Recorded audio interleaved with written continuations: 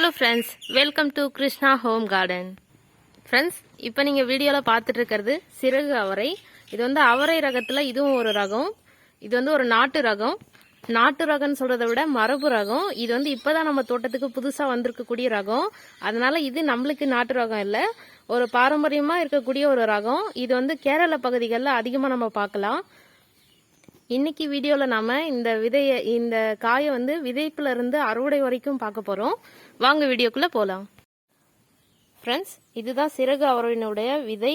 இது வந்து நம்ம நார்மல் அவரை வந்து வேற ஷேப்ல இருக்கும், அது வந்து கிட்னி ஷேப்ல இருக்கும். இது பாருங்க, இது வந்து உருண்டையா இருக்கும். இதுதான் சிறகு அவரையுடைய விதை.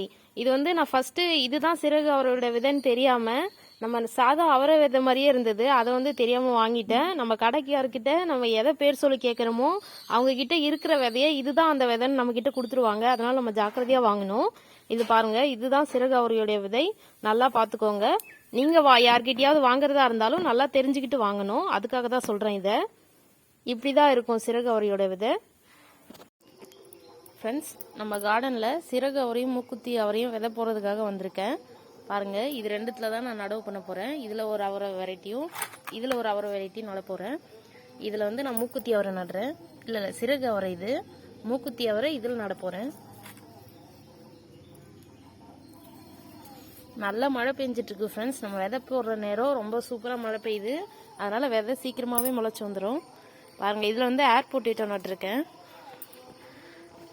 கொடி இப்பதான் நேற்று தான் நடவு பண்ணி ஏற்றி விட்டுருக்கேன். இது வந்து ஒரு குட்டி டிராகன் ஃப்ரூட் செடி இதுலேயே வளர்ந்துட்டு இருக்கு.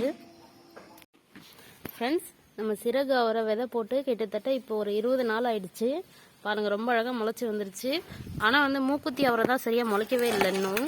ஒரு வேளை ரொம்ப லேட்டாக முளைக்கும்னு நினைக்கிறேன். அதோட முளைப்பு திறன் ரொம்பவே கம்மியாக இருந்திருக்கு. அதனால இது வரைக்குமே இன்னும் முளைச்சி வரலை. வருதா இல்லையான்னு தெரியல.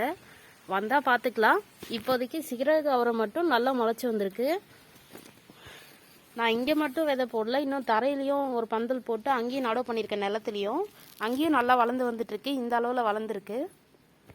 நான் நிலத்துல போட்ட மூக்குத்தி அவரையும் சரியாக முளைக்கல. பார்ப்போம், ஒருவேளை லேட்டாக முளைச்சாலும் முளைக்கலாம். ஃப்ரெண்ட்ஸ், நான் சிறகு அவரை விதையை இந்த பாக்ஸில் தான் போட்டு விதைச்சிருக்கேன். இதில் தான் வளர்ந்துட்டு இருக்கு. நம்ம எப்பவுமே கொடி வகை காய்கறிகளை க்ரோ பேக்லேயோ இல்லை தொட்டிலேயோ வளர்க்குறோன்னா அதோட தொட்டி வந்து ரொம்ப பெருசாக இருக்கணும். இங்கே பாருங்கள், க்ரோ பேக்காக இருந்தால் இந்த மாதிரி பெரிய சைஸ் க்ரோ பேக்கை எடுத்துக்கணும். நாம பாருங்க எந்த அளவு பெருசாக இருக்குன்னு. ஏன்னா அதில் வந்து வேர் வந்து நிறைய படர்ந்து வளரும். வேர் எந்த அளவுக்கு படருதோ அந்த அளவுக்கு நம்மளுக்கு அறுவடையும் அதிகமாக கிடைக்கும். அதுக்காக தான் நம்ம சூஸ் பண்ணுறது வந்து கொடி வகை காய்கறிகளுக்கு எப்பவுமே பெரிய பாட்டாக சூஸ் பண்ணிக்கணும். இது கூட கொஞ்சம் ஓரளவு பரவாயில்ல, கொஞ்சம் அறுவடை கம்மியாக தான் இருக்கும். நான் வந்து நிலத்தையும் போட்டிருக்கேன், அதனால எனக்கு பிரச்சனை இல்லை. இங்கே தொட்டியில் வளர்க்குறது கொஞ்சம் சின்ன பாட்டாக செலக்ட் பண்ணிக்கிட்டேன். ஒருவேளை நீங்கள் மாடி தோட்டத்துலையோ இல்லை உங்கள் வீட்டில் நிலத்துல இடம் இல்லைனாலும் இந்த மாதிரி பெரிய பேக்காக சூஸ் பண்ணி நீங்கள் வளர்க்கலாம் இதை. எங்கள் ஃப்ரெண்ட்ஸ், ரொம்ப நல்லா மழை பெஞ்சிட்ருக்கு. இந்த டைமில் நம்ம சிறகு அவரை செடி எவ்வளோ அழகாக இருக்குது பாருங்கள். அந்த பூக்கள் மேலே மழை துளியோடு பார்க்கும்போது ரொம்ப அழகாக இருக்குது. இது மாதிரி தான் இருக்கும் சிறகு அவரையோட பூ. லைட் ப்ளூ கலரில் பூக்குது. பார்க்கவே ரொம்ப அழகாக இருக்குது. கொஞ்சம் பிஞ்சுகளும் பெருசாக ஆரம்பிச்சிருச்சு. இன்னும் கொஞ்ச நாளில் இதெல்லாம் அறுவடைக்கு தயாராகிடும். ஃப்ரெண்ட்ஸ், சிறகு அவரை எல்லாமே நல்லா காய் பிடிக்க ஆரம்பிச்சிருச்சு.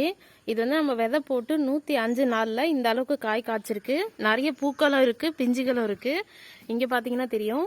இது வந்து இந்த ஸ்டேஜ் அளவு வரும்போது நம்ம அறுவடை பண்ணலாம். இங்கே பாருங்கள், என்னோட கை அளவு வந்திருக்கு. இந்த அளவில் இருக்கும்போது நம்ம அறுவடை பண்ணால் சரியாக இருக்கும். இதுக்கு மேலே விட்டால் இது வந்து கொஞ்சம் டார்க் க்ரீனாக மாறிடுமா. அது வந்து முத்தின ஸ்டேஜ். இதுக்கு மேலே நம்ம விடக்கூடாது. இந்த ஸ்டேஜில் நம்ம அறுவடை பண்ணிடலாம் இதை. பாருங்க, இதுவும் சாதா அவரைப்பூ மாதிரி இல்லை. இது வந்து அவரைப்பூ வந்து நல்ல கொத்து கொத்தா ஒரு நார்மலாக நம்ம ஊர் பக்கம் இருக்கக்கூடிய அவரை ரகங்கள் எல்லாமே ஒரு பெரிய கொத்தா வரும். ஒரு கொத்துலேயே ஒரு 10-15 அவரை இருக்கிற மாதிரி கூட இருக்கும். இது வந்து ஒரு 3 பூக்கு மேலே இல்லை. ஒரு கொத்துல ஒரு 3 பூ இல்லை 4 பூ தான் இருக்கு, அதுக்கு மேலே இல்லை. பாருங்க, ஆனால் ஒரு ஒரு இலைக்கும் இடையில ஒரு காம்பு மாதிரி வந்து அதில் கொத்தா பூ வைக்குது. ஒரு ஒரு இலைக்கும் நடுவுலையுமே பூ வருது. இதோட இலைகள் எல்லாம் பார்த்தீங்கன்னா நார்மல் அவரை இலையை விட கொஞ்சம் சின்னதாக தான் இருக்கு. ஆனால் காய் வந்து அதை விட நல்லா பெருசாக வருது. பாருங்க எவ்வளோ பெருசாக இருக்குன்னு. இதில் வந்து நார் இருக்காது. நம்ம நார்மலாக நம்ம ஊர் பக்கம் இருக்கக்கூடிய அவரை ரகங்களில் நார் இருக்கும், ஆனால் இதில் நார் இருக்காது. இது வந்து நம்ம பச்சையாக கூட சாப்பிடலாம், சேலட் மாதிரி சாப்பிடலாம் இதை. இது வந்து நம்ம ஊர் பக்கம் இப்போ தான் கொஞ்சம் கொஞ்சமாக பரவலாக ஆகிட்டு வருது. இது வந்து கேரள பகுதிகளில் அதிகமாக இதை பயன்பாட்டில் இருக்குது. இதில் வந்து இது பச்சை ரகத்தில் சின்னது. இதுலேயே இன்னும் நீளமாக காய்க்கக்கூடிய பச்சை ரகம் இருக்குது. இன்னொன்று வந்து சிகப்பு ரகம் இருக்குது. சிறகு அவரையிலே சிகப்பு, பச்சையெல்லாம் ரொம்ப நீளமாக காய்க்கக்கூடிய ரகம்னு 3 ரகமாக இருக்குது. ஃப்யூச்சரில் நம்ம அந்த விதைகளும் கிடைச்சா நம்ம தோட்டத்தில் அதையும் நம்ம வளர்த்து பார்க்கலாம். இப்போதைக்கு இது அறுவடை ஸ்டேஜுக்கு வந்தாச்சு. இதில் வந்து ஒரு சில காய்கள் நல்லா பெருசாகிருக்கு. நான் இங்கே வந்து இந்த பாக்ஸில் தான் வச்சுருக்கேன். இது வந்து தக்காளி கூட இதில் தான் வச்சுருக்கேன் நான். இதில் வந்து இன்னும் ஸ்பெஷலாக எந்த உரமும் இதுக்கு கொடுக்கல. மண் கலவையில் நாங்கள் சேர்த்த உரத்தை தவிர வேறு எதுவுமே இதுக்கு நாங்கள் இன்னும் தரலை. இதில் வந்து பூச்சி தாக்கம்னு பார்த்தீங்கன்னா நார்மலாக அவரையில் வரக்கூடிய அந்த அஸ்வினி பூச்சின்னு சொல்லுவாங்க இல்லையா, ஈ மாதிரி குட்டி குட்டியாக கொசு மாதிரி கொத்து கொத்தாக இருக்கும் அந்த பூக்களில்.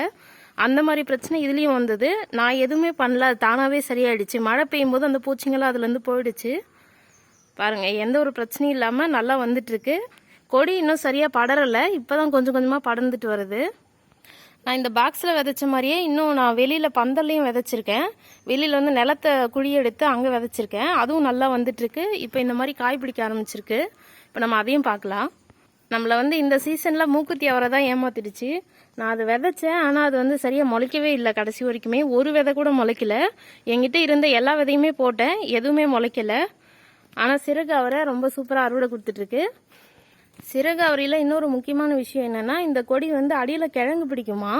அது வந்து அந்த கிழங்கு நம்ம இந்த சீசன் முடிஞ்ச உடனே இந்த செடி மடிஞ்சதுக்கப்புறம் அடுத்த சீசன் வரும்போது அந்த கிழங்குலேருந்து மறுபடியும் செடி வளர்ந்து வருமா அப்படின்னு சொல்கிறாங்க. நம்ம இன்னும் அதை பற்றி தெரியல. நம்ம அறுவடை பண்ணதுக்கப்புறம் அது எப்படி வருதா இல்லையா நம்ம அப்புறம் பார்க்கலாம். இனி வரக்கூடிய வீடியோக்கள் எல்லாத்துலேயும், அறுவடை வீடியோஸில் எல்லாத்துலேயும் இந்த சிறகு அவரையும் ஒன்றா இருக்கும்.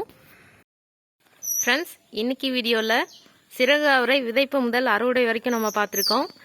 இது மாதிரி வீட்டு தோட்டம் சம்மந்தப்பட்ட பயனுள்ள தகவல்களை தெரிஞ்சுக்க கிருஷ்ணா ஹோம் கார்டன் யூடியூப் சேனலை சப்ஸ்கிரைப் பண்ணி சப்போர்ட் பண்ணுங்கள் friends. Okay friends, thank you. Thanks for வாட்சிங்.